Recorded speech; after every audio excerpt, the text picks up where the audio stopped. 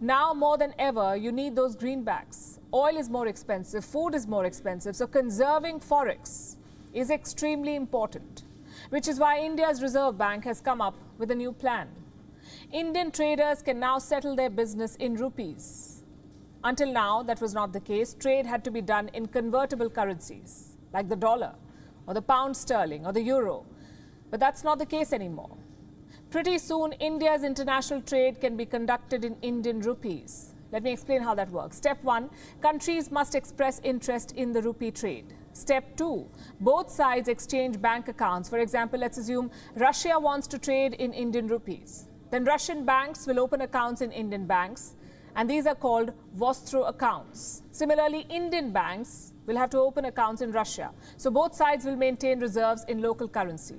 Step 3, the trade begins.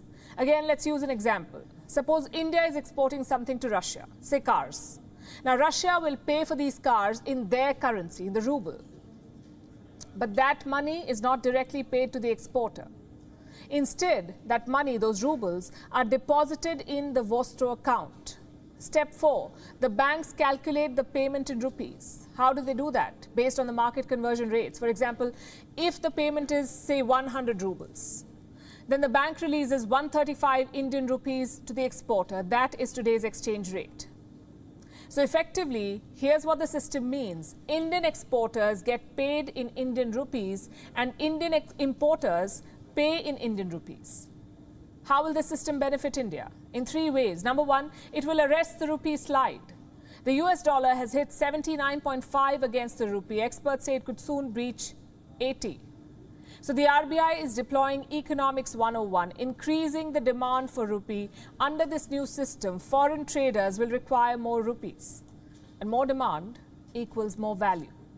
Benefit number 2, it conserves valuable foreign exchange. India's reserves stand at $588 billion. That should be enough to last us almost 10 months. But the problem is the trajectory. Foreign investors have pulled out $33 billion from the Indian markets. Plus, the trade deficit is increasing. It is 2.5 times last year's level.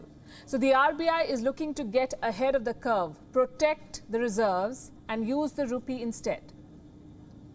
Benefit number 3, easier trade with struggling regimes. This includes the likes of Russia, Iran, even Sri Lanka. Most Russian banks have been kicked out of the international banking system, the SWIFT system. So the Indian rupee trade could be an alternative. India and Russia can trade without the US dollar. That's a lot of savings for both sides. Let me show you the numbers. In June, India bought 950,000 barrels of oil per day from Russia. That's almost 15% up compared to May.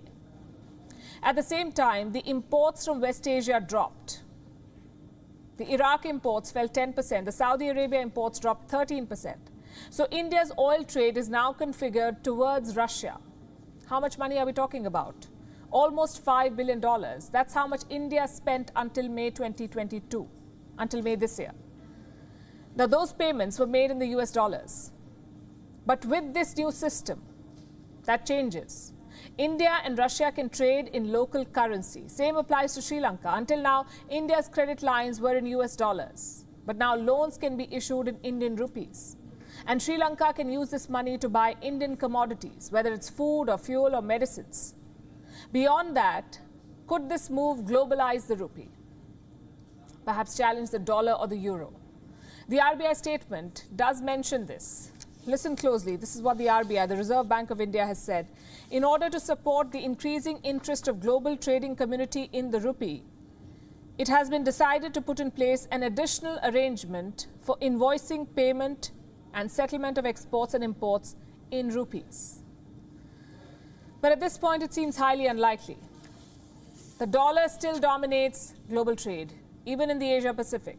The dollar makes up 74% of all transactions. Having said that, the RBI is thinking in the right direction. India cannot depend on the dollar alone. Wherever possible, local currencies must be used. They have put a system in place for that. The next step is making it lucrative.